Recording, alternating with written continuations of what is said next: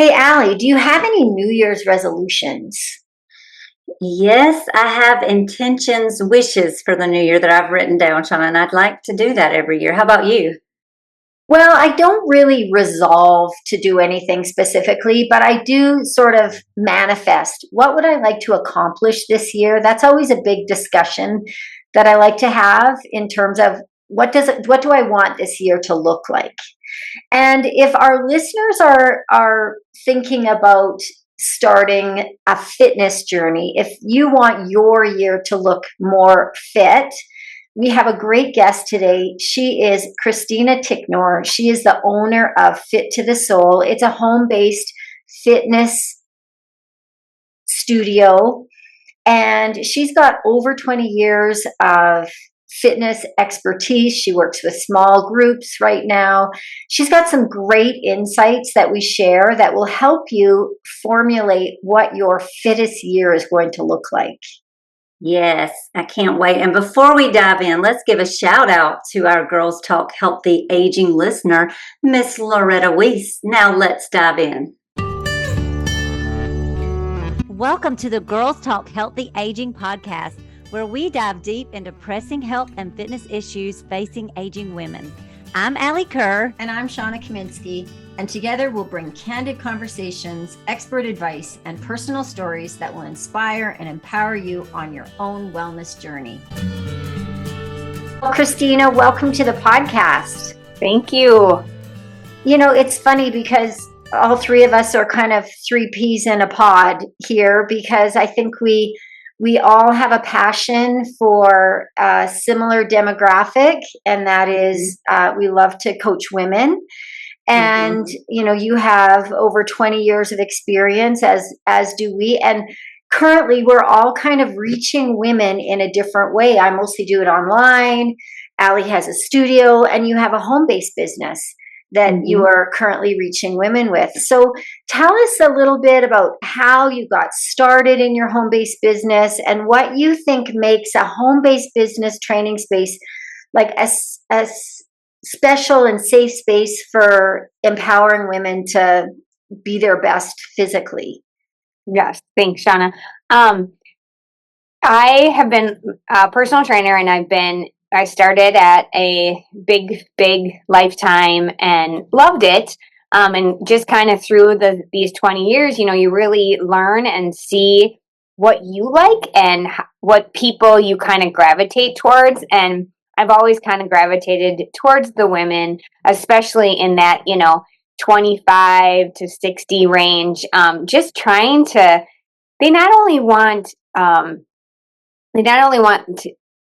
fitness and to feel better, but taking time for themselves to fill their cups, so then they are able to go out and do whatever all the other tasks that they have to do. So being at a big gym, and then being a franchise owner for 12 years out, and it got very big, which was also wonderful. I really noticed that it was harder to reach the women like I wanted to give them that personal attention, and just be a shoulder to cry on, or a cheerleader to, a quick check-in, because it's hard to, not only is it hard to, make the time, but then actually do it. And so after deciding to start my own business, I thought, it kind of just God's plan in having us create our basement, being into a home gym. I kind of knew I always wanted. My husband and I always kind of wanted to open a big gym, but we thought, why not start in the home?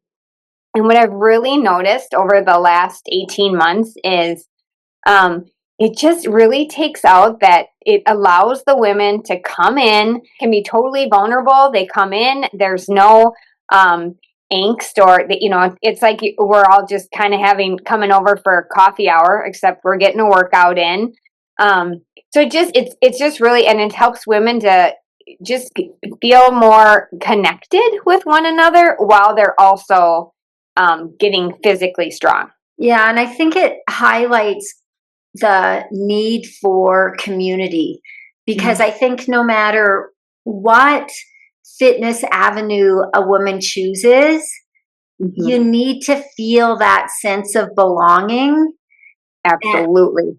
And that home-based environment, because I started with a home gym, and coincidentally, I mean, I had a COVID gym, and now like clients are filtering back into my home. Like, it's not that I'm recruiting them so much as they fall in my lap, and they're just such lovely people. And it's just, so I have a handful of clients again that I am training in my home gym as well. And there's just something special about it.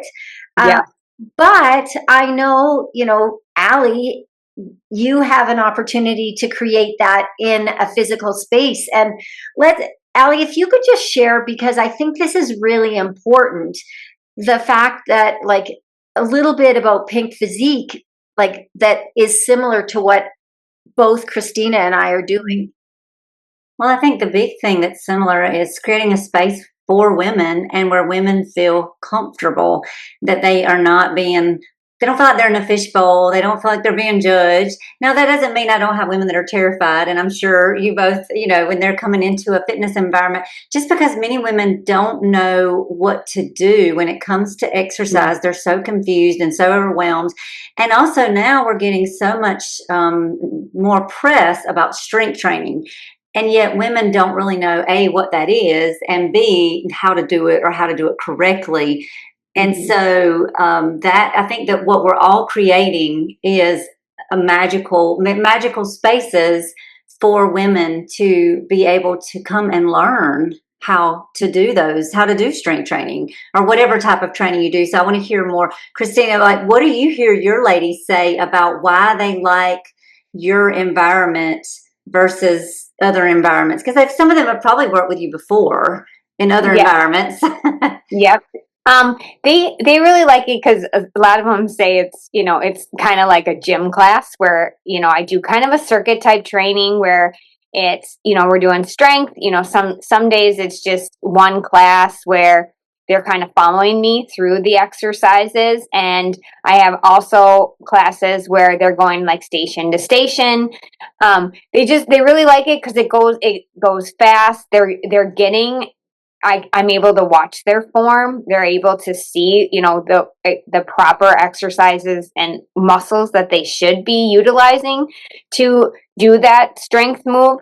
Then they're also feeling that, wow, I was able to do that workout. They always come in and say, there's no way we can do that. Or, you show them the lift and it's like, yeah, you made that look easy. But then after they start doing it, wow, I can do this. And now I can pick up even the heavier weight to do this. And confidence that they get from what they think is just a small little thing by picking up, maybe a little heavier weight or an exercise they didn't think they can do. It just kind of carries into the everyday life of, I don't know how I'm going to get through this day. It's just a little confidence builder. So having worked with women a lot, Kristina, what is it that you wish more women understood about building muscle, whether that be physically, mentally, emotionally? I really think, we're so bombarded with so much information and, what's the best way, the best things. And, as we get older and start it, all the negative side effects, heart disease and osteoporosis, those are just going to increase. Your balance is going to decrease. And the stronger you are, the better it is to help your balance. It's going to decrease that, heart disease. It's going to increase just those endorphins for that anxiety, depression is on the ramp too. It's going to, help you manage those symptoms. It just really helps to them to not only feel confident, but then it's decreasing the risks of all the negative side effects as we age, while hopefully, losing some weight and getting, like I said, body and mind more healthy. And I know that I noticed this because I train women, and Shawna I'm sure the same. There are differences in our bodies and brains, and the communication and balance does change during the decades. And I train clients from 20 something to 80 something. So you really get to see that through the different decades. What are some things that you notice in your experience in training? And maybe, Shawna and I can share if we're seeing the same things or something different with the different decades. Like if you're training someone in their 20s, what is something that you're noticing versus one of your ladies who may be in her 60s or 70s, or I don't know what your oldest client is? Yeah. Probably in late 60s. I'd have to say recovery. Recovery from a workout is probably the biggest change. And also, and helping them to see that they, this is the first day you've lived today at this age. So it is brand new. So kind of just swallowing that and accepting where you are is going to be the great first step. A 20-year-old is obviously going to be able to, kind of comprehend the lift and do the lift maybe a little easier than the 60-year-old. I also see kind of imbalance a lot of times. The older the client is, it's just a little harder for them to do that balance type exercise where when we practice it, it does get easier. It does get better. But I think just those types of things I really noticed. We're going to interrupt this interview for just a second because we've got something we want to make sure that you know. If you're struggling with your health, with your fitness, if you don't know where to start or you know what to do and you're not doing it, we're here for you. And all you need to do to get our help is to reach out to Shawna and I at our email, sapodcast23@gmail.com. And we're happy to help and we will be in touch. Now back to the show. And I really like what you say is today's the first day at this age. Because as a 62-year-old, this is something that I'm constantly reminding myself. And I concur that kinesthetic awareness, like knowing where your body is in space, decreases over time. Like I am learning Olympic weightlifting, which is a difficult sport at any age, but especially in your 50s and 60s. And so what I feel would have taken me less time to learn as a younger person, it takes me more time and more time to recover. So I fully agree. And I'm sure like Alli is nodding and, ideas about balance. I have clients that are, pushing into 80 and they can do things. And so anybody that's listening, don't think, oh, well, now I'm 70, I can't do it. You can still do it, but it might absolutely take some modifications. It might look different, and that's one of the great things about being in an environment like what we all provide, where we're not training in big groups. We're able to give clients personalized attention. We're able to allow them to go at their own pace, and we're able to coach them because we all have a lot of experience with different. We're not new at the big box gyms, learning and testing out things, and the clients are not our guinea pigs. Like so that makes a difference. And then another thing I want to speak to that I notice, definitely the balance, speed though. There's not a lot of talk about speed. And I definitely noticed that my clients in their 20s, 30s are much faster movers than my clients in their 40s, 50s, and then of course in their 60s, 70s. It's like I see different things happen each decade really. And then there is, a difference even with my ladies in their 70s to what you see in the 80s. And speed, and not just speed of, it's the speed of the brain talking to the body. And it's also the speed of how quickly or slowly the body can move through a particular movement. And there's lots of reasons for that. And then the other thing that we maybe alluded to, but definitely is a thing, is that we have more joint issues when we are typically, unless there's just something, you've had a lot of injuries in your 20s, but typically we start having more joint problems as we are in our 40s, 50s, that second half of life versus the first, and that also slows us down and affects our balance when your joints hurt. So it's like this, they all affect each other. Right. Yeah, it's a whole, I mean, it's the whole kinetic chain. I totally agree with you, Alli.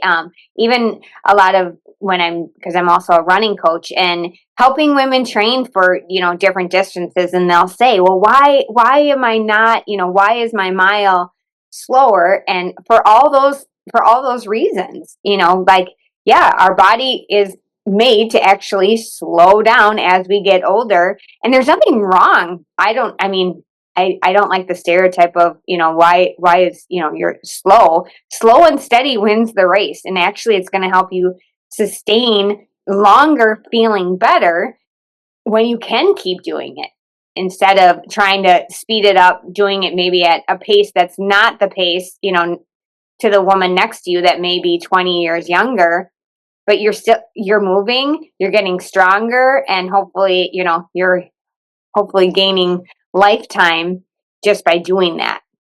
And quality of life. Yes. Right. And so any of our listeners, no matter what age you're at, it is important to, play on words of run your own race. Yes. I have a 75-year-old that has never done any kind of athletics in her life, and she's just started to weight train. So her race is going to look different than I have an 80-year-old who has been one of my clients for about 20 years. So their races are going to look different, but the benefits that they're going to reap are similar. Yes, I totally agree. I mean, my very first client, she says she's now in her 60s and she feels better than when she was in her 20s. She was overweight. She didn't really watch kind of what she was eating, how she was feeling herself. She never really exercised. And when we first began, she even said to me, I'm not going to be this one that, feels like I have to work out. And now she's walking every day. She does strength training 2 to 3 times a week. And even, she started, and now she's totally changed even how she feeds her family, how she feels herself.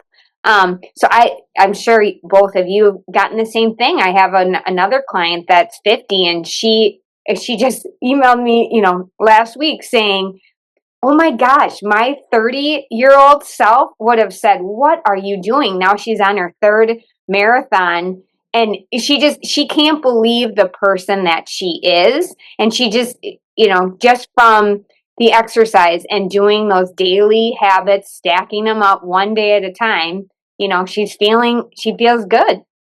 And it sounds like she's been doing them over time. Like she started a ways back. And how long have you had this client? The one with the marathoner? Mm-hmm. That one's I've had her for 5 years now. And when she started with me, it was just, I just want to try to run a 5K. And now I just helped her complete the New York City Marathon. And now she's like, you're not going to believe it, because, you always are like, I'm never doing that again. And a week later, she's like, I need help. I'm going to Berlin next year. So it just helps. It just shows you how a little bit each day and like a little bit of success and that strength can really help you. I mean, you can accomplish anything. Yeah, and I was just going to point that out, and that's what Alli is alluding to, is that you really helped her possibly to habit stack, whereby you didn't overhaul her diet, get her, running 5K right off in the first week, getting her strength training, optimizing her sleep, like doing all the things. Mm-hmm. What is your process with a client, someone that maybe doesn't have the best of habits, to move them in the direction so that they are like your 50-year-old or the other client that has transformed her habits such that her family's habits are also transforming? I think what I try to do is just start them where they're at. I mean, and be so proud that they want, what is it? Why do you want to change? And then let's look at what do you want to change? That kind of helps me to see how we can plan your roadmap. And again, we start out slow. So if it's, okay, I want to run a 5K, okay, do you run at all? Let's start with, we walk and then we run the interval, and your walks are going to get a little shorter as your runs get a little longer, as you get, as you get faster and you start training that heart, your lungs start feeling better. Then it's usually, once they take a little nibble, then it's another little nibble. Okay, now I'm tired, so now I'm sleeping better. Okay, great. But now how can we fuel your body so you're recovering and ready to go again the next day because you want to run this 5K? So it's kind of weird. What part of their life do they want to change, or something they want to do? And then we start there very slowly, and then things just kind of keep increasing on, well, now I want to learn a little more about this, now I should probably start rolling. And before you know it, I love that habit stacking. They're creating all these healthy habits that just, it's not something that I was like, okay, we're focusing on this week or today. It just kind of all of a sudden starts becoming daily routine. And I love that you're meeting them where they are, and we're starting them where they are, because that is maybe we have a misconception that we need to go and be able to do all the things on our first day. Yeah. However, we as coaches, we know that that's not realistic for our clients. And we know that our clients are starting at different places.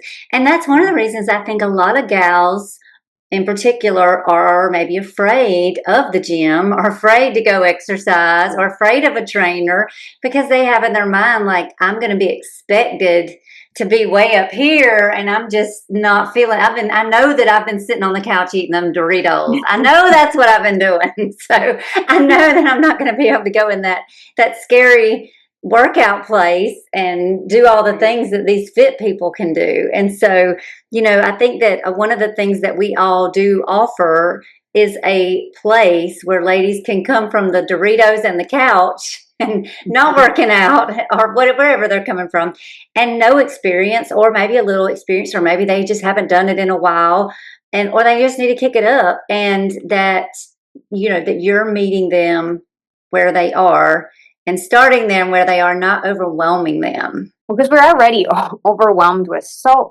much. I mean, it just if you start someone right away where they just want to feel better, and maybe that's where you're starting. I just want to feel better, and then you bombard them with, okay, macros and exercise, and you have to do this. Well, they only have 10 minutes in their day.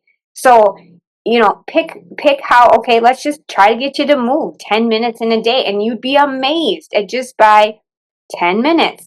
Oh, slowly it turns into 20. Slowly, maybe I am willing to try that. Oh, maybe I will grab, the veggies before the chips. And just those, it just really helps to keep those habits and feeling better. And again, having that safe space where, you come just as you are, because what you are is perfect. I think what you've capitalized on is the fact that success happens when you're feeling good. So you're giving your clients a reason to feel good, and you're setting the bar such that they can achieve small goals, and you help them realize those small wins, and then everybody wants more when you're winning. Right.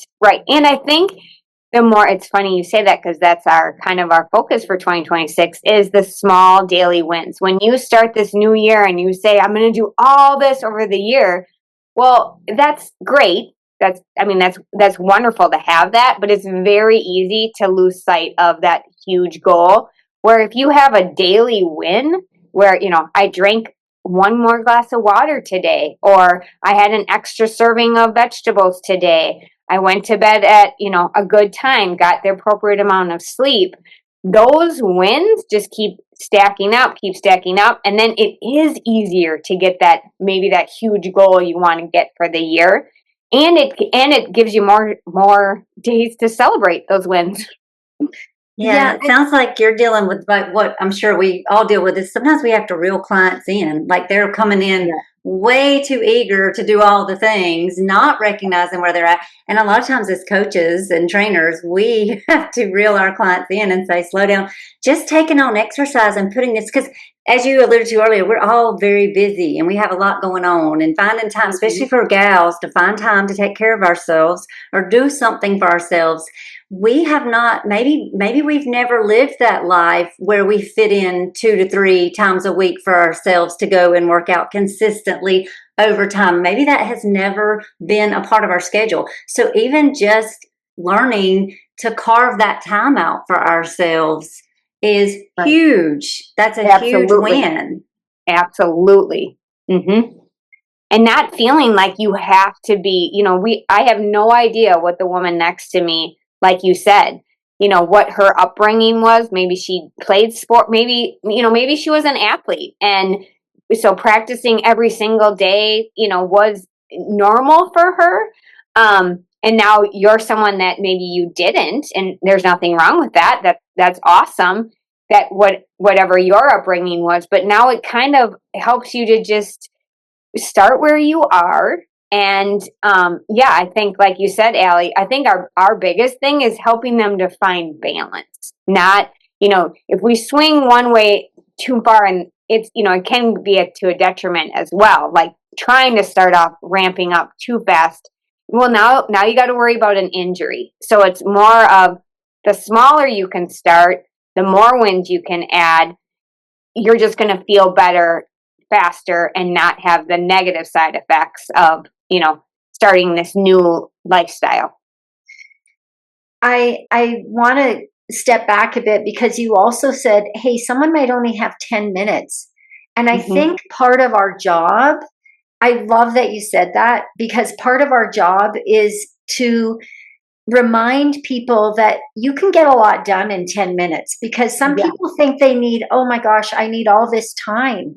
And 10 minutes sweat, it's the consistency and the effort over duration that's going to count. Completely. And I think that is such a, like the stigma or the mentality of so many, where it's like, well, I don't have, an hour to work out, or I don't have a half an hour to work out. And it's like, there's some days where it's going to be much harder to fit in, more than anything than a 30-minute workout. But anything is better. I mean, if you think about it, okay, 10 minutes, 7 days, that's 70 minutes of activity. Or I didn't have enough, time. So what are you doing with that time? The 70 minutes now, over the month, now you're getting almost 300 minutes of movement in a month, where if you said, well, I only have this one day a week. Well, if you only had a 30-minute workout one time a week, that's only 120 minutes. So it's like, if you look at it kind of in those, anything is better than nothing. And what are you seeing as far as exercise-induced confidence? When people start exercising, how does their confidence change?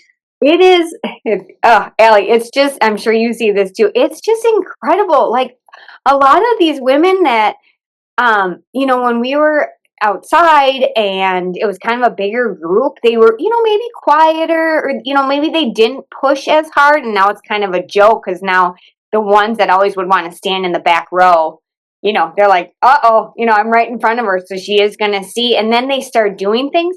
And you can just tell the endorphins start going. I mean, my Thursday night class, it's like a happy hour. They're confident, they're laughing, and they're more outspoken. So many women that were, barely talked or were very quiet. Now, it's almost like you look over and you can't believe just how, they feel confident. They're, I signed up for this, or, I'm doing this. And then they're almost, okay, how can we get our kids to play later after, to find that community outside of, group. It's incredible. It's so fun to watch and get to be a part of. I tell my women that they thank me, but really I should be thanking them to be a part of their fitness journey. It's awesome to see. It really is incredible to watch a woman find her voice and really grow in confidence as her physicality grows, to see that confidence spread into other areas of their lives. Right. So if a woman that's listening right now is feeling stuck, what would be your best advice to get that person, even before they're lifting a dumbbell? What would be your piece of advice to get them moving into that, where they found their voice and feeling confident? What would you say? I would probably say why? Why? What's your why? Why do you want to do whatever you want to do? And how do you feel that could happen? How do you feel, if they're super, let's say they're super stressed out, or, I need a change. I need something new.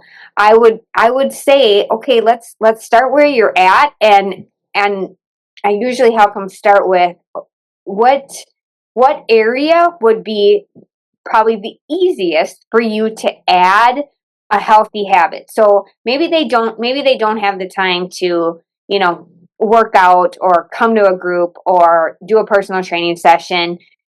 So how about right now let's focus on kind of what healthy habits could we start in the kitchen, starting there. And then can you try to find a few days a week where you go for a walk? Or, after a meal, can you, move for 10 minutes? Any movement. You can vacuum, you can go up and down the stairs a few times, and hopefully that kind of helps them. A spark is kind of ignited. And then it's like, okay, maybe I could find a time. I did have this little bit of chunk, when I was waiting for my son after his taekwondo or his sporting event. Oh, and I had my shoes in my car, so I was able to go for a walk. So it's just kind of starting the process of, okay, what can you do? We all can do something, and so we can get that small win, and then hopefully, again, stack up, and then helping you find ways that you can do more and more and more, so you get out of that feeling of being stuck. And Kristina, with your clients, when do you train them? What is your kind of schedule like? And she's in Minnesota, y'all, outside of Minneapolis. It's kind of, like I said, I have 4 kids, and they are them and my husband are my number one.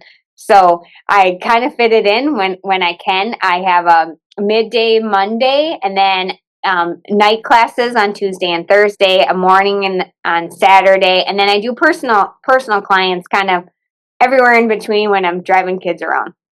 Wow. Yeah. I don't know if we told the podcast listeners that you have 4 kids. So yeah, tell us about your kiddos. You have a set of twins, right? Yes, they're 14 years old. And then I have a 16-year-old and a 18-year-old. I have 3 boys, and then my girl came last. And I have 3 highly competitive gymnasts and 1 highly competitive soccer player. Both my husband and I were collegiate gymnasts, and so it kind of runs in the family. We love it. And so just fitness and being active is kind of just been instilled in us. And now I just am so blessed that God gave me a profession that I get to share that with people, to just be a part of their fitness journey, because it's a journey. There is no finish line to this. It's just, how can we make tomorrow a little better than today. And I want to point out that you are a business owner, a wife, a mother, and I know that you likely eke out time for your own fitness. Correct. And I know that lots of times listeners look at people like us that this is our business, so it's like, oh, it must be easy for them. Don't we wish? Yeah. Yes. When everyone says, I mean, you love to work out. It's like, yes, I do like how I feel after I work out. But there are many times when I am lacing up my shoes and it's like, Okay, come on. And people don't realize the energy it takes to be a trainer and how exhausting it is when you're training people all the time. Because there's a lot of days where it's like, this is the last thing I kind of want to be doing too. Like I'm tired from the day, Yes. But again, that's again where I feel like a lot of times it's on those days that you really don't want to work out is usually the day you need it the most. And those are the days where it just lights a fire underneath me. I'm ready for the week. Or it's been just maybe a mentally draining or a stressful week with kids or activities and things like that. And then, your group comes or your client comes and you get to be a part of their maybe stress. And it's just like, it's therapy. I mean, we all just kind of let it out. We get our sweat on, and then we're ready to tackle on whatever, the next thing that comes. Yeah, I just really wanted to bring up the point that fitness is hard for everyone. It's not. It's not. As a fitness professional, the three of us, we love it, but we also struggle to get to it as well. Absolutely. And we all have to carve out the time. We all have to make the time. We all have 24 hours in a day. It's just, what are you choosing to use those hours? Yeah, and when I do a workout that I didn't want to do or didn't feel like, I don't always feel great afterwards. Like I feel great and I just check the box. It's like I feel great that I did that because I really didn't feel like doing it. But I'm not like, woohoo, now I feel so much better. That's not always the case either. I mean, sometimes I do, but that's not always the case. Sometimes I'm just like, oh, thank God I got through that and I got it done. Right. It needed to be done and I got it done. Yeah, and again, that's just, it's like that consistency. Today it was, I feel like every workout has a purpose, and some days it is just, okay, I didn't want to do it, but I still did it. That's pretty good. That's success. One insight that I've learned as a gift of age that I thought I'd share is that, love it, because, like you said, every day I wake up, I'm like, well, I've never been this age before. How's this going to be? And so, as I age, I often wonder, like, can I get stronger? Can I get better? And so one thing I'm wrapping my head around is, rather than always trying to hit that personal best, rather than like raising the ceiling on fitness for myself, I am trying to lift the floor up. So I'm trying to make mediocre better. So that even on the day where it's like, I do not want to be in the gym, I don't want to be here, but I have a better, stronger workout than another day where I didn't want to be here, if that makes sense. And so maybe I love your floor. And then, I know, me that's too. amazing. Totally stealing that anyway, by the way. Yeah, I know. I love that because it is. It's so, and that's, I feel like we all do. Like, it's like maybe you reach that goal and then it's like you just keep, and then you're never satisfied. But if you keep the bar where it should be and you keep, lifting the floor up to it, I mean, again, you're getting those daily wins, and I love that. Yeah, so feel free to, especially, because as we age, it kind of can give us an excuse to go sit down. Like sometimes, people are be like, well, I'm in my 60s now, maybe I shouldn't be doing this. And it's like, no, that's not true. No, that you should actually be doing it more. So again, it's all about quality of life. Like, do you want to be able, now that maybe you can slow down, maybe your daily activities aren't as much, well, but don't you want to feel good so you can go do, that would be the worst. It's just, now your body isn't strong enough. You don't have the balance you need. So now maybe the activities you did want to go and do, you don't get that choice. Yeah. So slow down in other areas, maybe back off in work or volunteering or whatever areas, but still keep a piece of that energy for the fitness aspect. Absolutely. Yeah. If you had a wish for our listeners today, Kristina, what would it be? I think I would wish that they would take the time and see that they do deserve some time for themselves, to whatever it is. Invest in their health, invest in feeling good, feeling so they are their best version. And so then they can really see that all the other things that they think that need to be done will hopefully be easier and more enjoyable if they find time for themselves. Agreed. And my wish would be that we learn to start where we are, and that us gals will invest in a good trainer who has experience, especially if you're a beginner, because you deserve it. And you will do so well with someone who understands where you are and how to help you. And agreed, Alli. I think it's really important to find your community, because that will be your make or break. And then I have two today. And my second one would be that don't just focus on the goal, focus on the habit or the small wins, because when you focus on like checking the box off on that habit for that small win every day, the goal will come over time. Absolutely. That's what I always say. It's the process that's really going to get you to the goal. It's not, the goal is great, but it's the process that is where you're getting the most strength, wisdom to then now chase whatever your next goal is. And that lifts your floor, people. Yes. More wisdom and strength and habits and days that you put in.